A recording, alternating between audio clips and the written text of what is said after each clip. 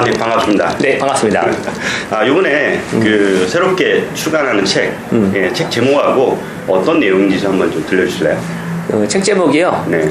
포스트 스마트폰 경계의 붕괴. 예, 제목이 좀 특이하죠. 네네. 네. 포스트 스마트폰은 스마트폰 다음은 과연 어떤 트렌드가 세상을 지배할까 이거고, 경계의 붕괴는 스마트폰 이후에 최근 트렌드를 보게 되면 구글이 안경 만들고 애플이 시계 만든다고 하고, 또 손목에 차는 각종 퓨얼밴드와 같은 인체의 다양한 신체 정보를 측정하는 기기들이 되게 인기잖아요. 그런 것처럼 현실과 환상과 또한 가상, 이 세 가지가 다 붕괴되면서 통합되고 있거든요. 그래서 모든 도처에 인터넷이 쉽게 쓸 수 있는 환경이 되는 거, 그래서 경계 자체가 사라지는 거, 이런 걸 뜻합니다. 그렇다고 하면 사실 이런 지금 그 포스트 PC 스마트폰에 대한 경계가 허물다라는데, 그 내용에 대해서 어떻게 생각하기는 계기? 네네. 이거 사실 쉽지 않잖아요. 그쵸. 어떤 계기가 있었을까요? 그 계기가 있다면? 2009년 11월에 한국에 아이폰이 상륙됐잖아요. 그 이후에 2010년, 11년, 12년 완전히 스마트폰이 전 세계를 지배하고 있거든요. 특히 한국이 더한 것 같아요. 우리 주변의 지하철만 봐도 다들 스마트폰 화면 보잖아요. 그러면서 저 예전에는 무까지 보는 사람들이 그렇게 많았어요. 또 책 보는 사람도 그렇게 많았고, 그 사람들이 다 사라졌거든요. 그러면서 산업의 경계가 붕괴되고 있습니다. 즉 스마트폰 하나가 오히려 무까지 시장, 심지어는 아파트에 배달되는 상가 수첩까지도 요즘에 안 되거든요. 배달의 민족의 앱에 쓰니까. 근데 그런 걸 보면서 그렇다면 스마트폰 다음은 과연 어떤 세상이 올까, 이게 궁금했었거든요. 그럼 스마트폰 다음은 그 책 내용이 있겠지만 어떤 게 있을까? 한 두 가지만 좀 설명해 주신다면. 그 미국에 이제 킥스타터라고 하는 소셜, 즉 크라우드 펀딩 사이트가 있거든요. 거기에 올라오는 제품들, 최신의 미국 스타트업들이 어떤 것을 하는지를 지켜보면 돼요. 왜냐하면 7, 8년 전에 페이스북, 마이스페이스, 트위터 이런 회사들이 세상을 바꾼 것처럼, 마찬가지로 지금 미국에 있는 많은 스타트업들이 어떤 것을 하고 있는지를, 또 어떤 제품들이 크게 성장하고 있는지를 보면 미래의 스마트폰 이후의 세상도 알 수가 있죠. 그런 면에서 나이키 플러스, 그리고 또 AR 드론, 그리고 또 핏빗, 그리고 또 스페로, 제가 지금 예를 들었던 이런 제품들은 다 인터넷에 연결되는 사물들이에요. 예를 들면 스페로나 AR 드론 같은 경우에는 아이들 가지고 노는 완구인데, 그 완구가 스마트폰과 연결되고 인터넷과 연결됩니다.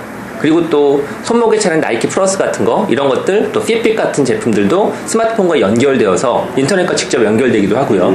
우리의 모든 신체 정보를 기록하기도 하고, 또 완구 같은 경우에는 스마트폰으로 조작하면서 더 기존보다 훨씬 더 많은 가치를 만들어내고 있거든요. 그러니까 이런 걸 놓고 보면 스마트폰 이후의 세상은 보다 많은 사물들, 예를 들어서 컴퓨터, 스마트폰, 태블릿, TV만 인터넷에 연결되는 게 아니라 우리 주변에 있는 보다 많은 사물들이 인터넷에 연결되면서 새로운 세상을 만들 거라는 거죠.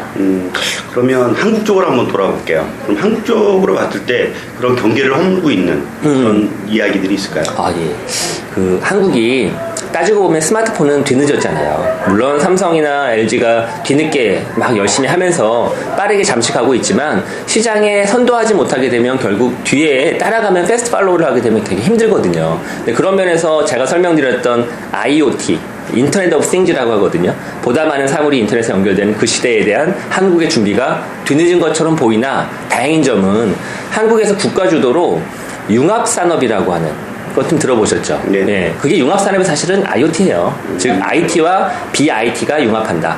제조가 인터넷 서비스와 융합한다. 이런 뜻이거든요. 그래서 위비쿼터스, 사물통신, M2M 이런 거와 관련해가지고 지경부에서도 그동안 여러 과제들을 우리 국내에 있는 중소기업들하고 추진을 했었고, 또한 삼성전자, LG전자, SK텔레콤 이 통신사와 제조사들도 스마트폰 이후에 대한 준비를 해야 되겠다라고 해서 내부에서 이노베이션 혁신부서를 만들어가지고 지금 제가 설명드렸던 이런 과제에 대한 연구를 많이 하고 있는 걸로 알고 있습니다. 그렇다고 하면 그렇게 봤을 때 직장인으로서 요 책도 보고 어떤 지금에 있는 트렌드에 대한 변화를 한 번에 읽을 수 있을 것 같은데, 네. 어떤 관점이라고 해야 될까요? 어떤 것들을 이제 생각하고 읽어보면 도움이 될까요? 두 가지 관점을 보면 될 것 같아요. 첫 번째는 스마트폰이 인터넷에 연결되면서 팍 바뀌었죠. 옛날 휴대폰 쓰는 거하고 다르잖아요.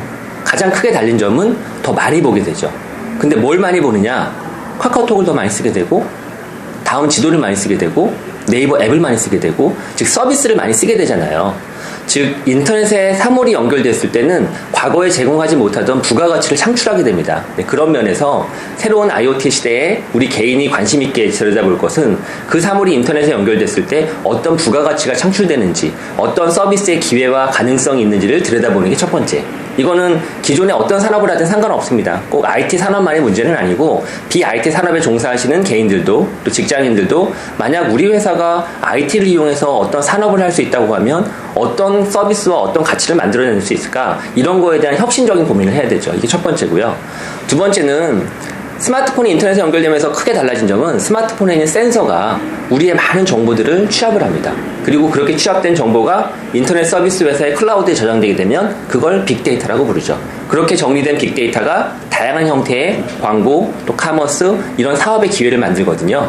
IoT에서는 더 많은 디바이스가 우리 주변의 데이터들을 자동으로 축적해서 가상 공간 속에 쌓을 거거든요. 그래서 두 번째 설명드리고 싶은 핵심은 그런 데이터가 더 많이 쌓였을 때 이 데이터를 어떻게 분석하고 이 데이터를 어떤 방식으로 요리를 하고 이 데이터에서 어떤 비즈니스의 기회를 만들 것인지에 대한, 그걸 가리켜 데이터 사이언스라고 하거든요. 데이터 사이언스에 대해서 꼭 전문가들뿐만 아니라 우리 개인들도 관심을 많이 지켜볼 거가 중요한 것 같아요. 예, 감사합니다. 책이 언제쯤 나올까요? 마지막으로. 오늘이 며칠이죠? 오늘이 11일이죠. 11일이죠. 네. 다음 주 월요일, 그러니까 15일, 16일 이때 서점에 서울 중순이면 네, 금방입니다. 알겠습니다. 잘 되시기 바랍니다. 감사합니다.